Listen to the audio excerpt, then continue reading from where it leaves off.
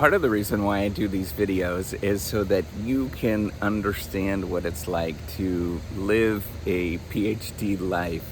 One of the questions that I used to always get was, particularly from people that were close to me, was what do you do in the summertime? Right? A lot of people don't realize that actually I continue to work and write and do the same thing throughout the summer. And it's one of these myths that we have that I think by documenting, by telling the story of what it means to do a PhD life, to live, now I'm an associate professor, but when I was doing this, I was an assistant professor, to tell this story so that other people can see what it's actually about to do research on a regular basis and to go through all of those frustrations that you go through. Right? This has been one of the true joys of doing the Reciprocity Project. Remember, it started out as building a platform so that I can feel better, I can get help with my writing. But I realized as I was doing this, and as I was putting out videos, it's so much more than that. It's not necessarily about perfecting and productivity and all those things that the sort of common narrative that a lot of people talk about, but it's really coming to terms with who you are so that other people can understand what you're about. I'm not going to be as productive as some people are. I don't play the same games. I'm not in the same structure as what many people, other people are in. And so the only thing I can do when I look around and I see everybody is so much more productive, and I go through all of those sort of spirals that we go through as academics. But imagine, for those of you who are not doing it, imagine going on Facebook and you see all of your friends doing all these wonderful things, but it's on steroids because our career depends on it. And I look at that and I look at what other people are doing, and they're so much more productive. They have all these different publications, all those kind of things.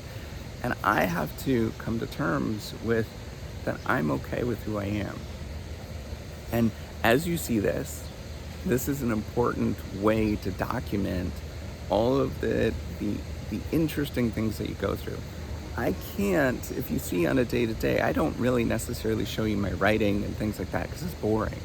My day-to-day, I spend 8 hours a day writing. I spend 8 hours a day, analyzing data. And before you question that, that's physically the only thing, the amount that most people can do. Most people actually lie in the profession, how much they actually work. I would say 99% of the people lie in terms of how much they work and what they're actually doing. If you actually calculated what they were doing, it is far different. And so you get this sense of, I am never good enough, I'm not gonna amount to anything. All of those feelings come out. And so it's documenting so that you know that when you go through this, you're totally normal. And you know that there's somebody else that's going through the same experiences. And maybe there's an associate professor out there that's gonna go through this in 10 years. And they can come across this and see what these experiences actually are. I think it's really fascinating.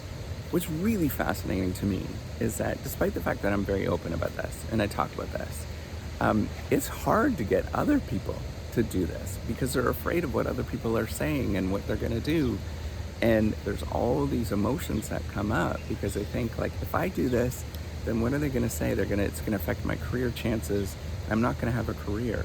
And this is deeply rooted within the profession. There's this strong sense of conservatism that's deeply rooted in the profession because everybody is scared of what everybody else is doing.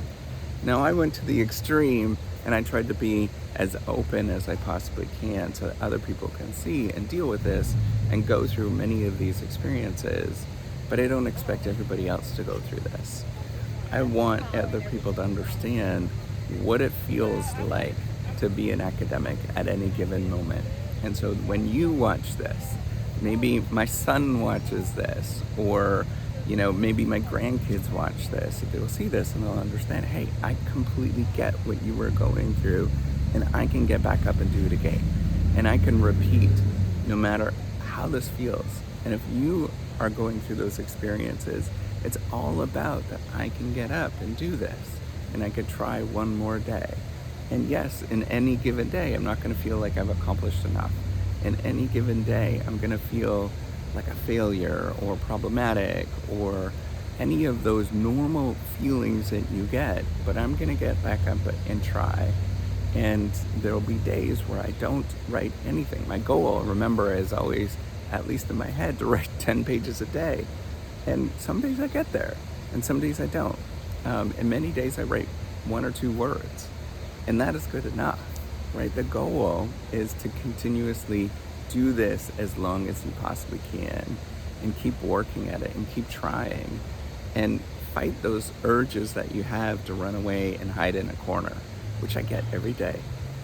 And I want you to understand this. That's why it's so important to do this, so that other people can get it, not just within the profession, not just, like-minded individuals to understand that hopefully they will resonate with this, but as everybody, right? There is this misbelief of what we are doing. They don't understand, the sort of normal people of this world don't understand what we go through. And they think that it's somehow distant from what they're doing, but it's not true. It's the same story of what everybody else goes through. This is what life is. Life means that you get back up and you try every single day. And we're just in a profession where we're just monitored at all moments how much we can actually try. Just probably like you as well. You probably have quotas and all of that kind of stuff. And so it's this idea of, I can get back up and do it again. And so if I can do this, if I could be that one nutty person that does this and is painfully open, and man, it is painful many days to be open, hopefully you could do the same thing. And you could try every single day and get back up and do it again. And there'll be weeks, as you can see, you could look back on my channel, there's weeks where I don't feel that good, or I feel very negative, but I get back up and I do it again, and I try. And that's what my summers are filled with. I am just trying and writing. I'm not teaching, but I'm trying and writing every day. And I'm trying to do my best to manage not only this experience of trying to write, but also build a platform. And I do that on my free time as much as I can. And then as well as raise a family and be a good husband, all those kind of other things. So that's the goal, is to continuously keep getting up and trying and putting in that effort. And it does make a difference. Over many, many years, it makes a difference. In the moment, it never makes a difference.